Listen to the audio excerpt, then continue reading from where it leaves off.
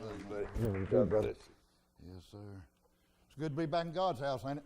Amen. I'm telling you, boy, he's been battling with me. I told the preacher last night, I had a dream. The old devil battling with me. The old devil tried to punk me out today. He gave me a nightmare that I was going to flunk at this, and I wasn't going to do worth a crap, you know. But I got up this morning and told him I had somebody better than that. Yes, sir. And I said, you might try to pump me out, devil, if you want to, but I got somebody on my side that's going to tell you to sit down, shut up, and listen. You might learn something. Yes, sir. So the title of this message is Love and Relationship. I know these people out here battling with the relationships, got troubles, trials, tribulations going on. Everything's happening. The devil's going to try to ruin your day any way he can, you know. So to start off with, we're going to be in Ephesians chapter 6, if y'all want to join me.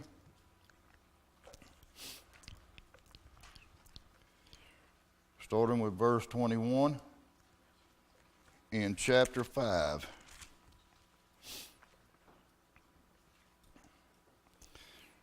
The Lord says, submit yourself one to another in the fear of God. Well, what did I get out of that? And the fear of God means when you join each other, you say your vows. A vows is a contract that you're making with God. So therefore, you need to take that fearless because, you know, without God in your life, you don't have no relationship. That's right. You just have each other. So first of all, in this relationship, it tells you got to be right with God when you join each other. Can you not find your place? You need me to tell you where you need to be again? Did you find it? Okay. So when it says right there, submit yourself one to another, that means you're submitting yourself in front of God and His commitments. If you don't commit yourself to God to learn you to love each other, you have nothing. The Lord taught me that through my years. And then He goes on and says, wives, submit yourself unto your husband as unto the Lord. Well, that means you're supposed to love your husband as much as you love the Lord. Now, guys, don't think you're getting off on this, because you ain't getting off on this easy. I'm telling you. Come on. You got to talk to each other. You got to be able to communicate. You got to carry on conversations with each other. The more y'all talk, the closer you'll get. I'm telling you, I learned. The Lord taught me this.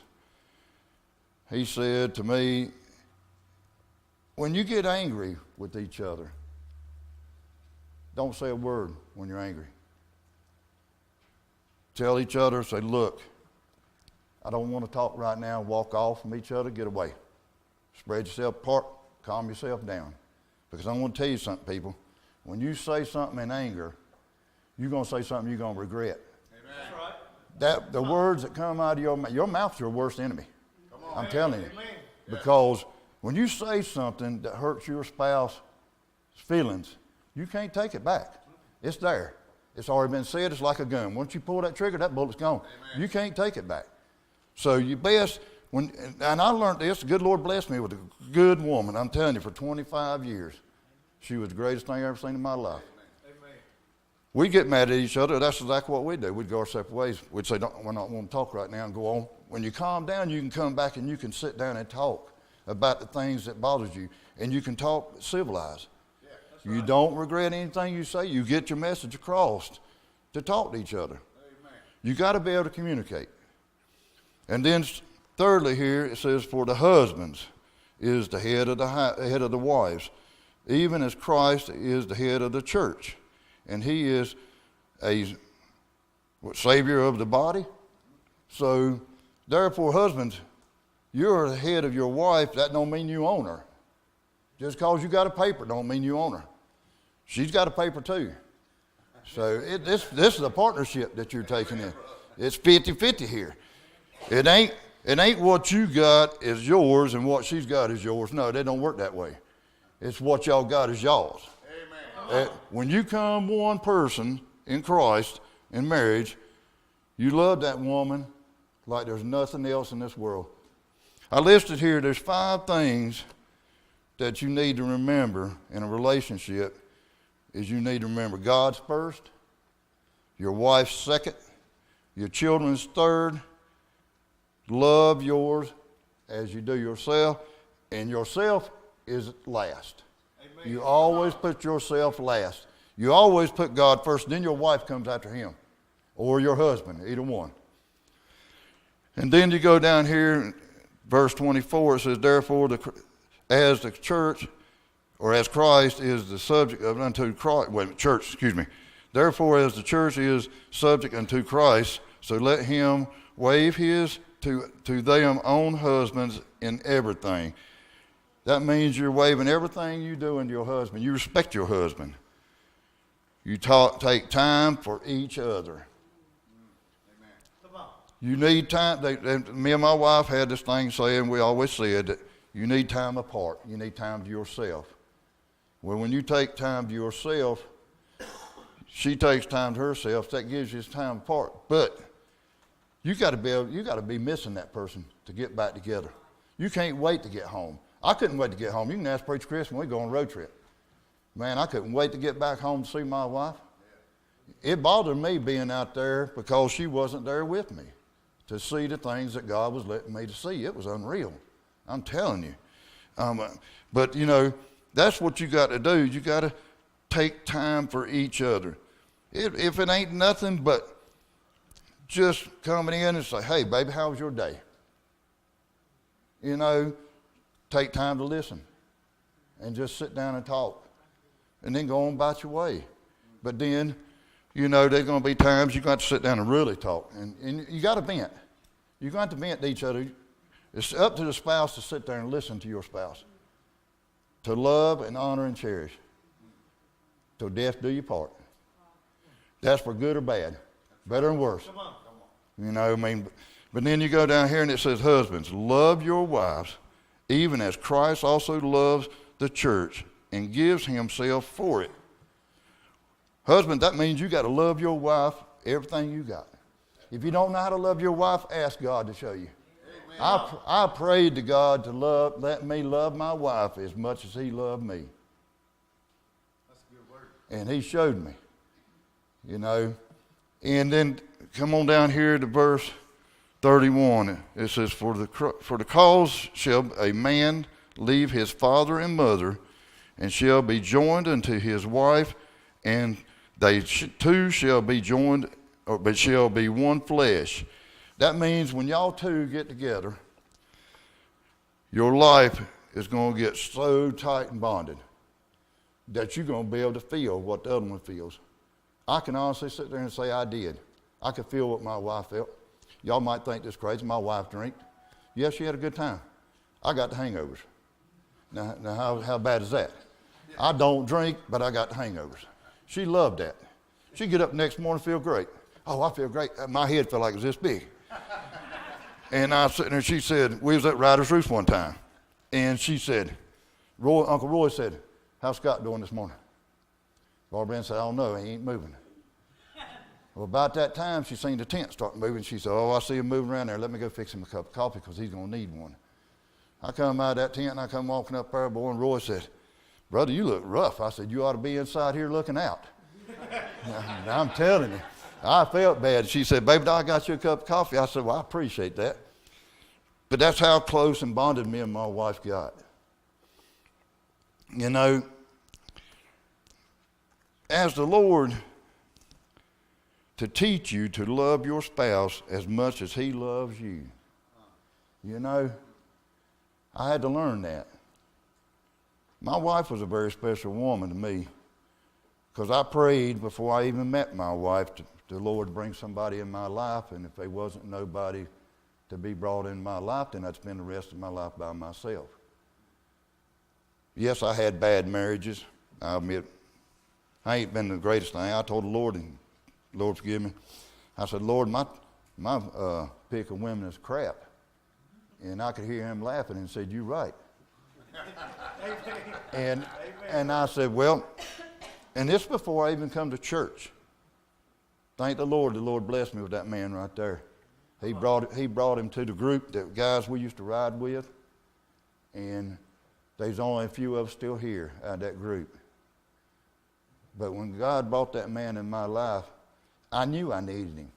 I was looking for something because I lost a son at the age of 16 to a drunk driver in '94. Barbara Ann happened to be at the house the night my son got killed. That was the first night I really met her. A year later, she calls me up to check on me and see how I'm doing. And the Lord brought that woman in my life, and we was together for 25 years. 25 great years, I'm telling you. People, if you want to have a good relationship with your spouse, if you want to be so tight with each other, you need to pray to God and ask God to come into it. Come on, brother. I'm telling you. If you ask God to come into your relationship, He'll bless you so much that it'll blow your mind. Because you don't think you could love somebody that much, I'm here to tell you you can. Amen. I'm telling you. God showed me that I could. And He gave me that greatest woman for 25 years. And I asked her the night before the day, 2 days before she passed away. I said, baby doll, the doctor says things ain't good. He says we're going to have to make a decision. And because she asked me what he said, and I said, I ain't going to lie to you, baby. He said your lungs are so shot that there's nothing else they can do. And she said, baby doll, I've been praying for a miracle. And I said, baby doll, maybe you ain't praying for the right miracle. And I said, I can pray for you. And I can ask the Lord to do what's best for you, whatever His will be done. I said, but you need to ask the Lord. I said, are you ready to go home? And she said, yes. I said, with me, this is the first time she's ever said no. And I said, with the Lord, she said yes. And I said, well, you need to tell Him. You tell the Lord you're ready to come home, that you're tired of fighting this mess and you're ready to go home. He took her home February the 4th, 6 o'clock that morning. And I know, yes, I miss her. I miss her bad. I have my days. She's the greatest woman I ever had in my life. Besides God coming in my life, saving my soul, He gave me my wife, He gave me my children, He gave me my grandchildren. I asked the Lord for a miracle before Christmas, and I asked Him if I could bring my wife home for Christmas. He gave me that miracle. I got to bring her out of the hospital on the 22nd of December. Yeah. We was home for Christmas and we was home for New Year's. She got to see that brand new grandbaby that we had that was born while we was in the hospital. We touched a lot of nurses and doctors up there at the hospital. Amen. They were really good to us. And I'm telling you, if it wasn't for God, we wouldn't have had what we had. You know, God has given us so much, so many things that's unreal. And I'm telling you, people, if you just talk to Him, have a communication. You got to have a relationship with God. You got to be able to talk to Him. I don't care if you just get up in the morning and say, good morning, Lord, thank you so much for today. That's having a communication with God. You have a relationship. You got to start a relationship. People being a Christian ain't easy. Come on, man. It's a job. It's worse than having a job because you have to work at it every day. Yeah. It's not coming to church on Sunday night, or Wednesday. It's every day, 24/7. I wake up 3 or 4 times during the night. The first thing I do is I start praying to God and talking to my wife. And I thank Him for holding me together through this tribulation that I'm going through. This trials and stuff. Yes, it's hard. I didn't want to let her go, but, you know, and at one time I was selfish. I wanted to keep her. I kept saying, Lord, heal her up, let me take her home. I'm not ready to turn her loose. But then I realized I was being selfish. And I got up that one morning and I said, Lord, please forgive me for being selfish. I'm asking for the wrong thing. I'm asking for your will to be done. Whatever it is, just give me a piece of my heart about it. And keep me strong through this. A lot of people hate the Lord when something like this happens. They badmouth Him and stuff. No. Or they start drinking or doing drugs. No, that ain't the answer. If you want to know what the answer is right here. Amen. You know, if you get into here, He'll show you what you need to get through life. You know, yes, I'm going to see my wife again one day. And I keep telling her, I talk to her every day. I got her sitting there underneath my TV. I got an angel urn. I go over and kiss it goodbye every time I leave. I kiss it bye and tell her, I said, baby doll, I'll see you here in a little bit. I got to go to church. And I said, you ought to be proud of me today, baby. I'm speaking at the church for the first time. And I could hear her laughing, saying, oh, my God, this is going to be wild. Yes, sir. But, guys, I'm telling you, God has been so good to me. He was good to my wife, even though she didn't come to church often. But she loved that man right there to death. And I asked him to do me a favor one day. I said, brother, I need you to go talk to my wife to find out how her heart is, because I want to know if I'm going to be able to see her again. If not, I'm going to have to do something about it. He said, I will. So I don't know when he went by my house and talked to my wife. It probably a couple weeks later, he said, brother, I just want to let you know you ain't got nothing to worry about. Her heart's right. She knows where she's going. And she loves the Lord, even though she don't come to church. Well, my brother told me you ain't got to go to church to be a Christian. It's how you live. Well, the way I look at it, I thank the Lord for coming in my heart when he did, because it let me teach her over the years how good God was. Amen. You know, because without that, we didn't even know. I knew she was brought to me by the Lord because I asked for her, and he brought it to me. And I'm going to tell you, when you have a love like that, it's unreal. It's almost as if you got the Lord standing there in front of you or beside of you, and you're loving him that much. He taught me how to love her as much as he loved me. And I'm telling you, people, it's unreal. Brother, that's all I got, man.